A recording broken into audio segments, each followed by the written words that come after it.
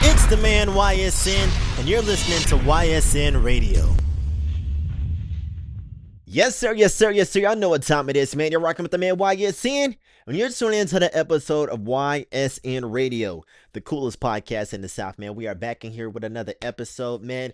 It's been an extremely crazy week. We got a lot to talk about tonight, man. But first, I want to say thank you for everyone who's been showing mad love to last week's episode, man. We actually got a repost from Larry June off the album review that I did, man. So shout out to him. Shout out to everyone that's been engaging, man. So happy to be back, bro.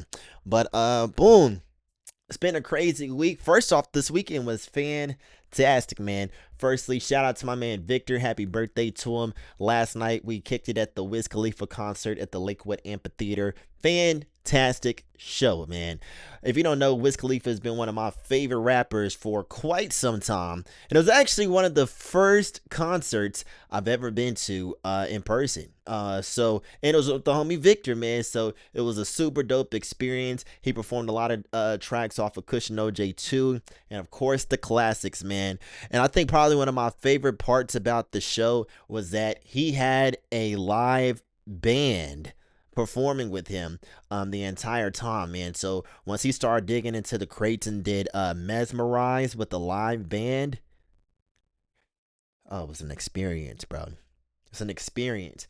True Wiz Khalifa fans know the vibe of the song Mesmerize, man. It's off Cushion OJ. He actually performed it with a live band on his Tiny Desk performance that he did not too long ago, man. So hearing it live in person, bro, oh boy, chef's kiss, man. It was awesome. It was awesome. So he also had the baby and Sean Paul opening up for him, and they both did a fantastic job as well. The baby, of course, killed it, brought the energy as usual. If you haven't seen it, go check out the Lollapalooza vlog I put out from a few months back, where he performed with Mexican OT and Sexy Red. He brought the same energy. Everybody was going crazy. But what really shocked me was Sean Paul. I swear to God, bro, he was on stage for like an hour and a half and was killing it the entire time. You feel me? Of course, he's doing the classics. Came out to Give Me the Light and Get Busy. Get Busy is probably one of my favorite Sean Paul songs. And then, bro, just did a straight hour and a half of straight, like, just reggae and dancehall, man. Everybody was vibing the entire time, bro. And then he finished off with Temperature. That was my first time hearing Temperature perform. Well, that was my first time seeing Sean Paul live, period. So hearing Temperature live, man, was insane. And of course, it was like a show mix, so the song was like 8 minutes long, but it was crazy, bro. It was crazy, man. The energy was right, man. Like, so shout out to Wiz Khalifa, Sean Paul, and the baby, bro. The Good Vibes Only tour did not disappoint. Can't wait to see him next year, because it seems like, because last time I seen Wiz Khalifa was actually in the same building, the Lakewood Amphitheater. I think not last year, but the year before, when he was on tour with Snoop Dogg, man. And that show was crazy, bro. Got to see Snoop in person, man. So being able to see him again this year, especially with the homie Victor, bro, celebrating his birthday, man, it was awesome, bro. It was awesome. So shout out to Wiz Khalifa, man, for putting on a great show. Also happened over the weekend, man. Speaking of legends, bro, firstly, shout out to my man Big Hef for extending the invite. So I got to kick it with an ATL legend on Saturday, bro, DJ Holiday. Yes, sir. So Big Hef, you feel me? He's been on the show before, super instrumental behind the scenes and a lot of shit, you know. Invited me to this private listening party Holiday was hosting with this new artist they just signed named Taz Benty. This new guy out of Ottawa, Canada. Super dope, right? So it was at Patchwork Studio, man. I get there, it's probably like 15, 20 people, maybe even that, you know. Super low key, bro. And when I tell you, this kid Taz, his album was insane. I mean, I know a lot of people say like, oh, such and such is next up, bro. This kid Taz Benty is definitely next up. Well, like I said, straight out of Ottawa, Canada, came down to ATL, bro, and is stamped by DJ Holiday, bro. And so he was previewing tracks off his new album 1111, and like I said, bro, this shit was fire, man. Some of my favorite songs off of it was Animal Fries, White Girl, and Champion. Those three songs I definitely added to my rotation, especially that Interval Fry shit, bro. So shout out to him, man. Shout out to Uncle Phil as well. Taz and Phil, bro. Super cool dudes, man. And shout out to DJ Holiday for showing love, you feel me? So after the listening session was over, man, you know, we're in the parking lot of the studio, you feel me? And I walk up to Holiday, I'm like, yo, bro, shit, I just moved to the city. Can I shadow you one day, bro? Just shoot my shot. You feel me? He looked at me and said, should you shadow me right now? Pull up to the club with us. Bet, I'm there. So we go to the spot. I think it was like Seven Lounge somewhere in Midtown, bro. They popping shit, bro. Popping shit, man. Bottle after bottle, bro. We hanging out, bro. And then fucking Brooklyn, Lotto sister walks in, is in a section right next to us, going up for her birthday, bro. It was an insane experience.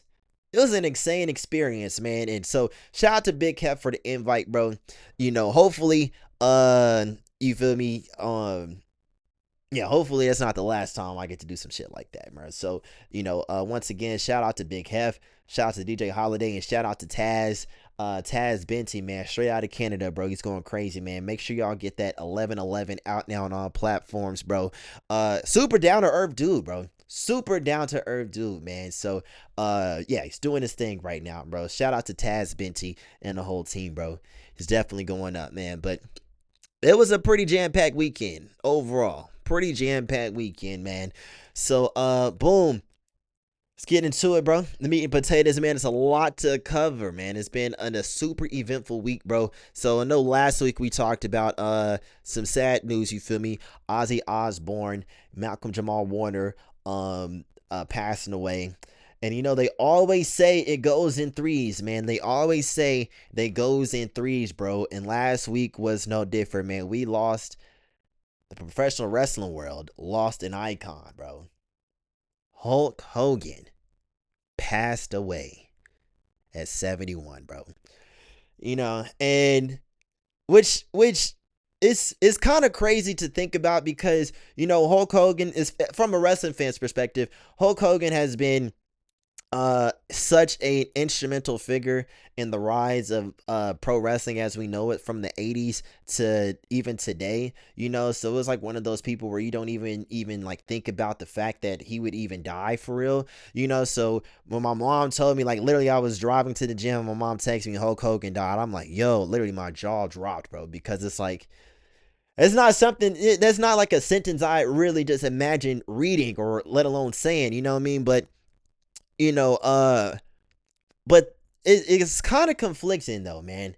It's kind of conflicting, bro, because with Hulk Hogan passing away, as a wrestling fan, you know, is heartbreaking. You feel me? Because even though I was born in 98, so it's not like I grew up watching him, you know, every single week like, you know, people older than me was able to. But like, just as a purist wrestling fan, bro, and like knowing just how impactful and how much he meant to the profession, and how instrumental he was for the rise of pro wrestling as we know it, bro, from the 80s to now, man, it's like, wow, bro, literally like a legend is gone. But as a black man, Hulk Hogan was racist as fuck. Like, I can't ignore that. You know what I mean? So it's like, damn, I'm not the type of nigga to just come out and just like celebrate when people die, you know, just because I don't like them, or, you know, they did something I don't like, or, you know what I mean? Like, that's just not the type of person I am. You feel me? But it's like, damn, you know, it's kind of hard to, I don't want to say it's hard for me to feel bad, but it's like, you know, it's a weird feeling, man, because as a black man, you feel me, knowing how he felt about my people, you know, it's like, damn, all right. But like, as a wrestling fan, it's like, damn, that's fucking Hulk Hogan, you know. And I was talking to a buddy of mine, Prudencio. Shout out to Prudencio, man, super huge wrestling fan. You know, and I had messaged him about it, bro, and he was like, and he broke it down perfectly, man. He said, Hulk Hogan, the wrestler, he a legend. He'll be sorely missed. Terry Bollea, the person, racist as fuck. Fuck him. You know, and I think that's like that's, you know, a great way to look at it. Well, I don't want to say a great way, but I feel like that's the best way to look at it.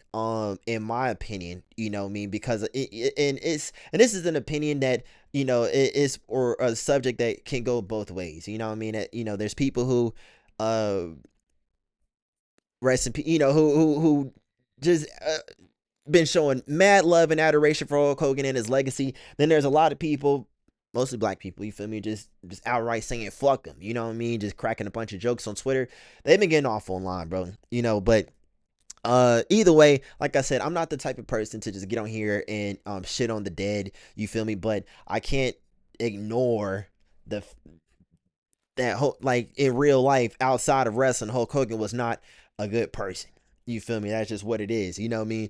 And what's even crazier, the most ironic part about it is he passed away on the 10-year anniversary of the release of that racist rant that came out during this whole sex tape debacle, where he was talking about if his daughter was going to fuck a nigger, hard R, might as well be an 8-foot tall nigger with millions of dollars. You feel me? And it's like he was like, we're all race. Like, he just said the most utmost racist shit, on this recording, bro.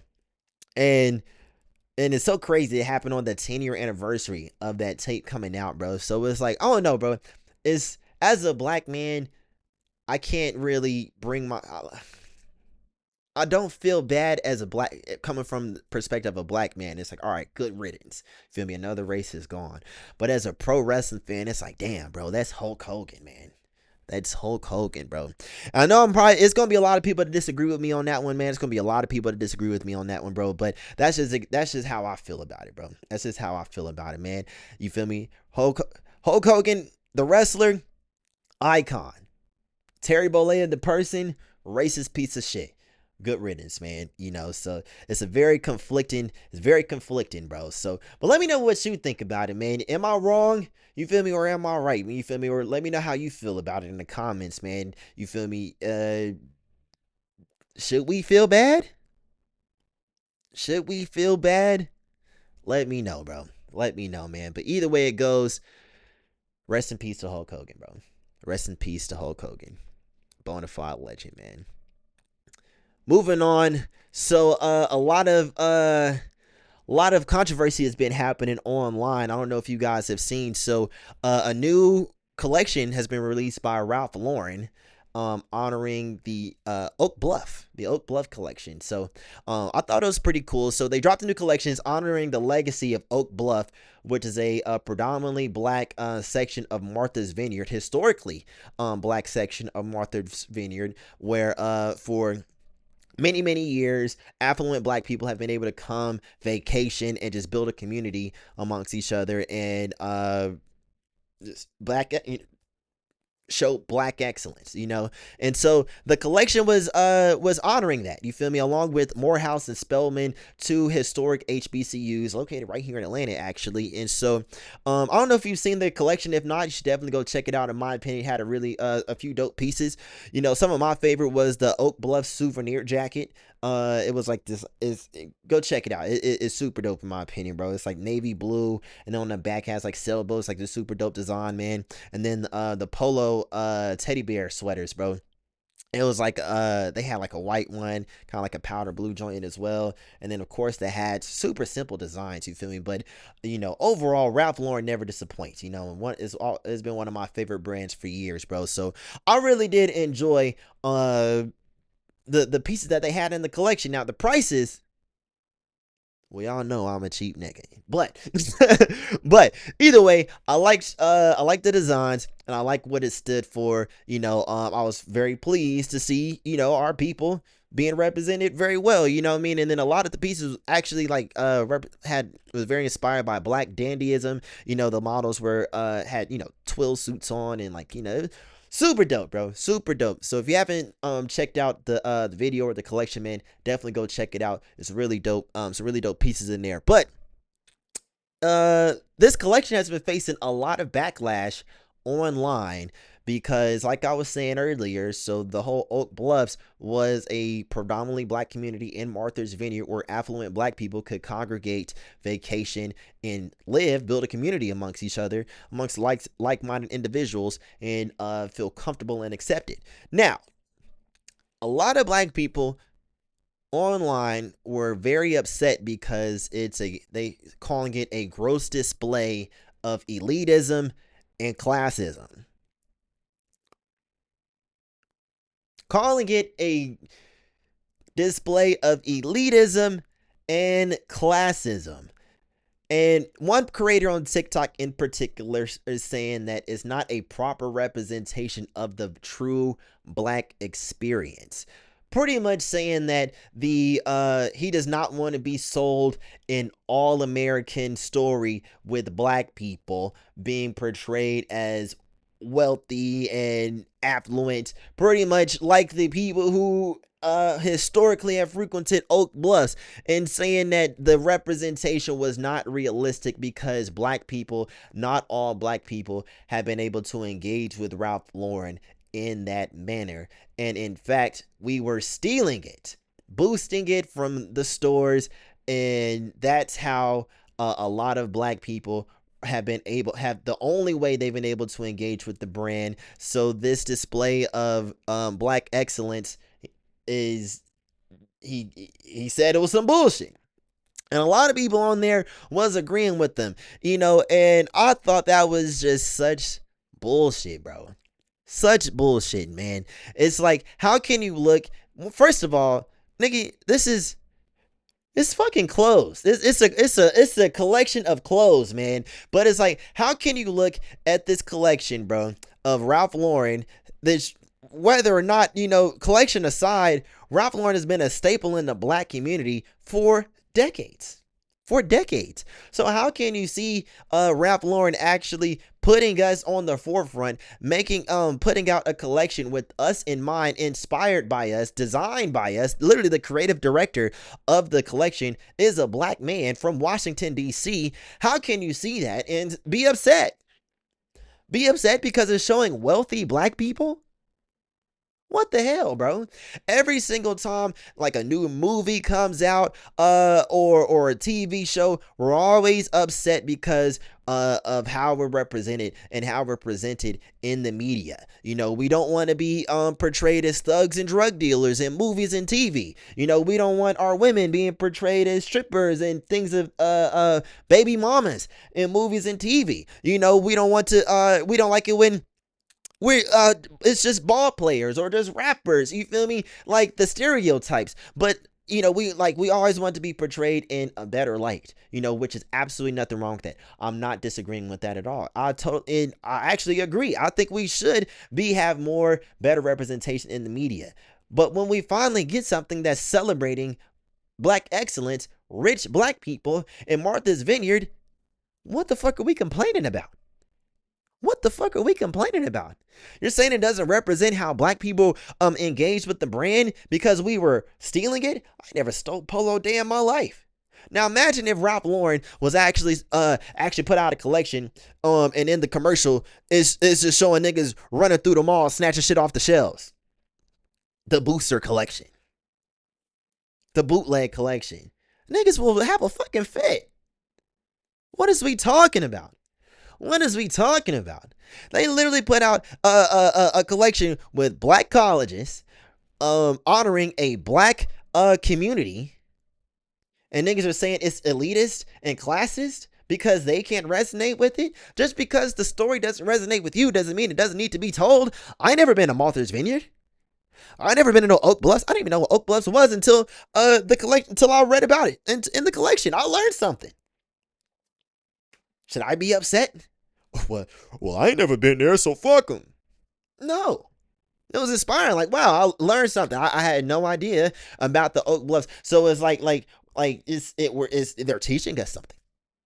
They're showing us in a good light, and they're educating us at the same time, and showing off our institutions, Spelman and Morehouse. And a lot of HBCU alums are upset because I didn't go to an HBCU, so it's really not my argument to engage in. But I see a lot of times, it's like certain schools get more attention than other. Like I said, I went to UT, go Vols. So that's not something I have a place to comment on. But either way, I'm black, man. And this whole thing about it's not a representation of the true black experience is utter bullshit, bro. I don't understand why so many black people always want to reduce blackness to struggle. Why is blackness always reduced to struggle?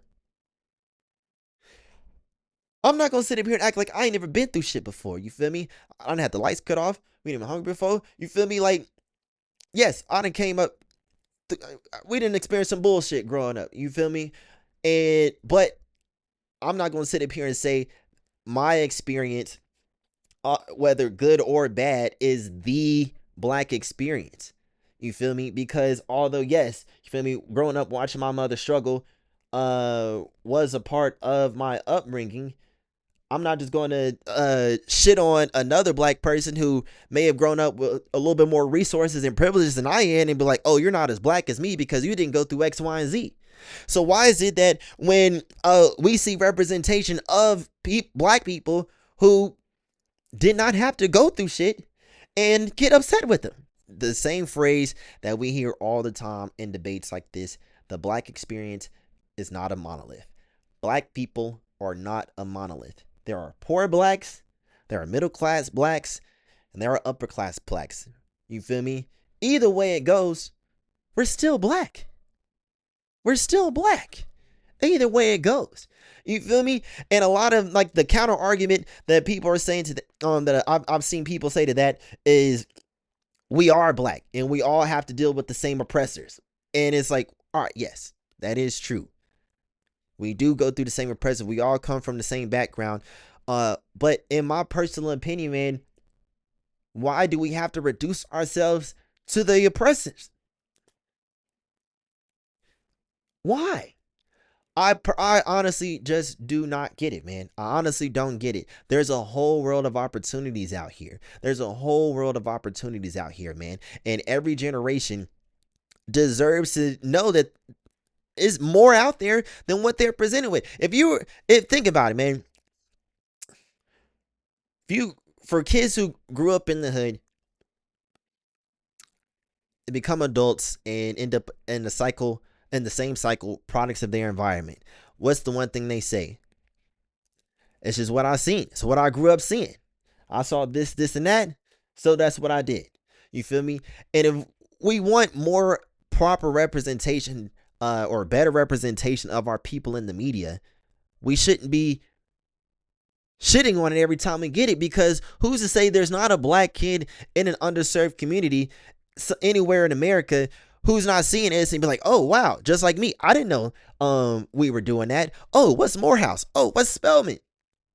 Doing a little bit of research, and this is a spark that ignites a flame to stray away from what they're seeing in their environment and break out and break the cycle, break the chains. We are so conditioned and influenced by the media and entertainment. It's one thing that's always reigned that's always reigned common. You feel me? Media and entertainment have so much influence on our children, man. And it's just like, as much as rap has influenced these kids to walk around in a ski mask and put switches on their guns, you feel me? Who's to say that having proper representation, showing black people with money, black people in college, and just black people just doing positive shit will not have the same effect?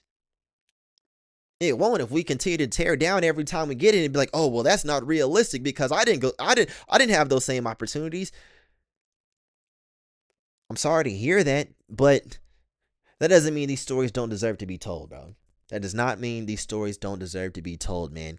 And then it's like the whole argument that, oh, black people haven't always been able to engage with polo on that level. And I kind of agree with that, because although I don't think I've ever bought polo out of a proper polo store. I bought some draws one time, actually. I take that back. But like I said, the prices on the collection were crazy. It's definitely not anything I can see myself buying right now. But most of the time that I've engaged with the polo brand has been on a Marshalls TJ Maxx level. You feel me? But either way it goes, I fuck with polo. And we can't ignore just the impact polo has had as a brand on black fashion. Young Dro back in the 2000s had niggas rocking the polo down to the damn socks, bro. The button up, the shorts, the shoes, socks pulled all the way up, bro. Shit, even in the wintertime, throwing them on a pair of polo boots. Like, you feel me? Like, polo has been a staple in black fashion for years and is not going anywhere. And they put out some shit to honor our legacy, to honor the good things that we've been, that good parts about our history, and niggas are complaining. Well, I ain't never shopped in a polo store, niggas. I always stole it. That's you. The rest of us, okay, so what? I can only buy polo out of Marshalls. I still fuck with it. What is we talking about, man? What is we talking about, bro? It's like, damn, we want good things. We want to be represented in a good light, bro. But as soon as we get it, I don't know, bro. Call me a coon, call me a tap dancer. I don't give a fuck, bro. I enjoyed the Oak Bluffs collection. Am I wrong for it? I don't think so. I'm sure somebody on here will disagree with me, man.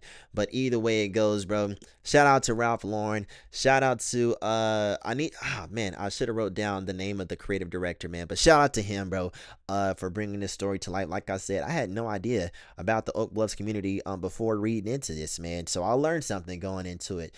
And hopefully at this very moment in my financial situation, I think the only thing I can afford right now is a hat. Barely even that. Moving is expensive. But hopefully I could be able to support this collection, and rock something of it, man. If not, once it hits Marshalls. Oh man. But yeah, bro. Shout out to them, man. Shout out to them. Well, moving into some music reviews, man. So I had the chance to check out Freddie Gibbs' new project. He put out Alfredo 2 over the weekend, man. Partner back up with The Alchemist. And I've talked about Freddie Gibbs before on the podcast, man. I always think he puts out some really good music. Freddie Gibbs is a fantastic artist, has been for years, man. And Alfredo 2 did not disappoint, bro. It did not disappoint, bro. Alchemist, his production on point as always, and it was just a super easy listening, man. It's super easy listen from start to finish, bro. Some of my favorite songs on there were Lemon Pepper Steppers and Shangri-La, and it was pretty much just like I feel like Freddie was just putting on a clinic of just rapping. You feel me? It's like I like to say urban contemporary. I feel like that would be a great way to classify it.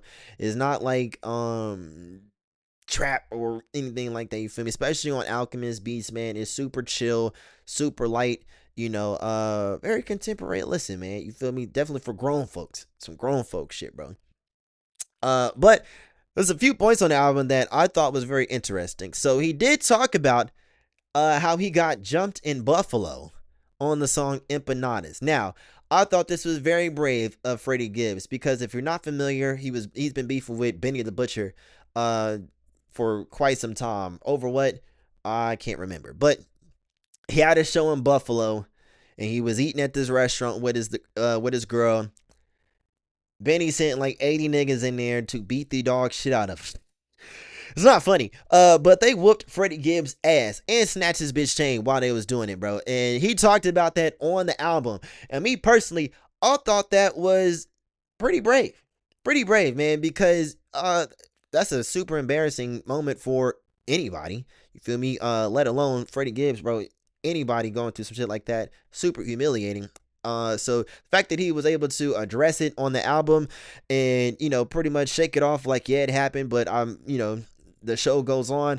I thought that was pretty dope, bro. I thought that was pretty dope, man. But one thing I thought was kind of crazy, he did Currency on there. For some odd reason, man. And a lot of people online have been going at him, bro.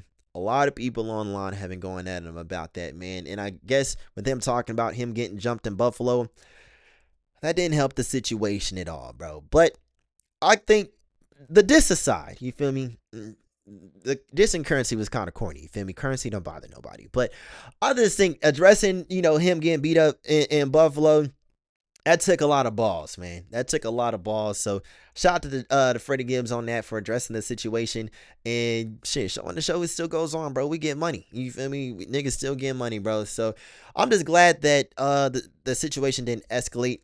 You know, cause him, Freddie, and Benny the Butcher are both super fucking grown. So uh niggas don't fight no more. You know what I mean? Even though Freddie got, if you haven't seen the video, go watch it. They served him the beats, and he ended up performing that same night too, all lumped up and shit. But either way, that whole situation aside, Alfredo 2, dope, real dope project, bro, real dope project, man.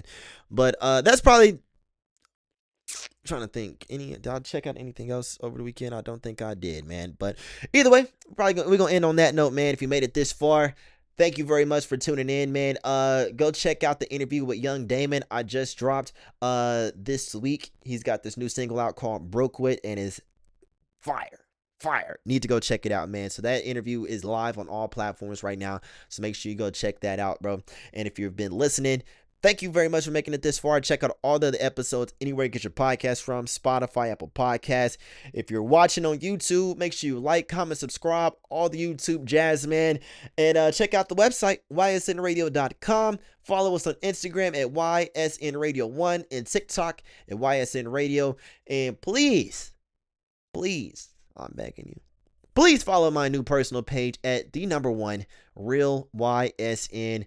Instagram, snatch my other one. I really need to build this motherfucker back up. Trying to network in Atlanta with under 1,000 followers is just humiliating, bro. I'm just gonna put it out there. I feel like a bum. Just telling them, I promise I was him. I'm him. I just have to make a new page, man. So please, #1 Real YSN. You feel me? I'm still the same nigga, bro. Please, that's all I can ask. But we gonna wrap it up on that point, man. Until next time, same place. It's the coolest podcast in the South, YSN Radio. Let's go.